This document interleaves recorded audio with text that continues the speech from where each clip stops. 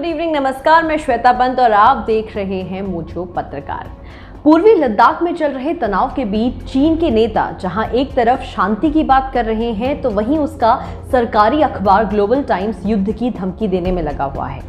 चीन के सरकारी अखबार ग्लोबल टाइम्स के संपादक हू शिजिन ने कहा कि चीनी सेना भारतीय टैंकों का खात्मा करने का अभ्यास कर रही है। उन्होंने धमकी दी कि अगर भारत मॉस्को में विदेश मंत्रियों के बीच हुई 5 सूत्री सहमति को लागू नहीं करता है तो चीनी सेना भारत को मुंहतोड़ जवाब देने के लिए तैयार है। रक्षा मंत्री राजनाथ सिंह के संसद में दिए बयान के बाद चीन को तीखी मिर्ची लगी है। आपको बता दें कि रक्षा मंत्री राजनाथ सिंह ने मंगलवार को लोकसभा में चीन की पोल खोली। रक्षा मंत्री ने सदन को चीनी सेना की पूरी गतिविधियों के बारे में बताया। उन्होंने बताया कि किस तरह चीनी सैनिकों ने यथास्थिति को बदलने की एक तरफा कोशिश की।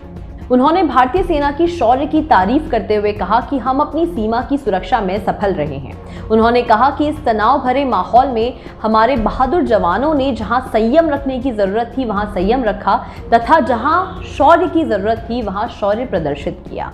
पर ग्लोबल टाइम्स के संपादक शिजिन ने दावा किया कि चीनी सेना के दबाव की वजह से भारतीय सेना की रुख में नरमी आई है। उन्होंने कहा कि पीएलए पैंगोंग झील के पास भारत चीन सीमा पर निर्णायक कार्रवाई के लिए अपनी तैनाती को बढ़ा रही है। ग्लोबल टाइम्स के एडिटर ने कहा कि बीजिंग चीन भारत सीमा विवाद को शांतिपूर्वक सुलझाने के लिए प्रयास कर रहा है लेकिन अपनी सेना को तैयार रखेगा। उधर ग्लोबल टाइम्स के विशेषज्ञों के हवाले से दावा किया गया है कि भारत कठोर रवैया अपना रहा है और दोनों के बीच यह तनाव आने वाले ठंड के महीनों तक जारी रह सकता है। उसने कहा कि चीनी सेना को सर्दियों के मौसम तक गतिरोध के जारी रहने के लिए तैयार रहना चाहिए। बता दें कि भारत और चीन के विदेश मंत्रियों के बीच 5 सूत्री सहमति होने के बाद भी चीन का सरकारी मीडिया भारत को धमकाने और मनोवैज्ञानिक दबाव बनाने में जुटा हुआ है। खैर, चलिए बात करते हैं उस 5 सूत्री सहमति के बारे में जो पिछले हफ्ते दोनों देशों के विदेश मंत्रियों के बीच हुई है।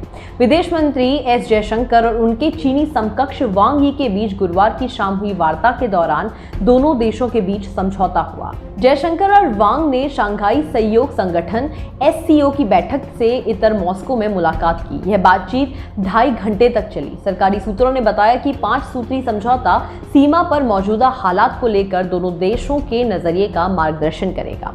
विदेश मंत्रालय ने शुक्रवार तड़के एक संयुक्त विज्ञप्ति जारी की। इसमें कहा गया दोनों विदेश मंत्री इस बात पर सहमत हुए कि मौजूदा स्थिति किसी के हित में नहीं है। वे इस बात पर सहमत हुए कि सीमा पर तैनात दोनों देशों की सेनाओं को बातचीत जारी रखनी चाहिए, उचित दूरी बनाई रखनी चाहिए और तनाव कम करना चाहिए। हालांकि 5 सूत्री समझौते में सैनिकों के पीछे हटने और शांति सौहार्द बहाल करने के लिए समय का जिक्र नहीं किया गया।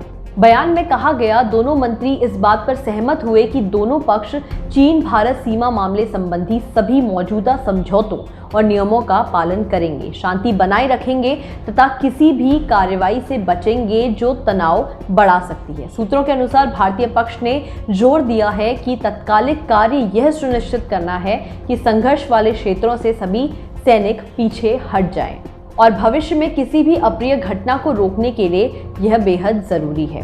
सरकारी सूत्रों ने बताया कि जयशंकर ने वांग से कहा कि संबंधों को आगे बढ़ाने के लिए सीमावर्ती क्षेत्रों में शांति एवं सौहार्द बनाए रखना बेहद जरूरी है। पर इस 5 सूत्री सहमति के बाद भी आज फिर से ग्लोबल टाइम्स ने भारत को धमकी दी है। पिछले 4 महीने से ऐसी तमाम शांति वार्ता की बातें सामने आई हैं पर सीमा पर विवाद कम नहीं हुआ है। तो अब ये देखना बाकी है कि क्या इस 5 सूत्री सहमति के बाद चीन और भारत के बीच चल रहे इस सीमा विवाद का कोई हल निकल पाएगा।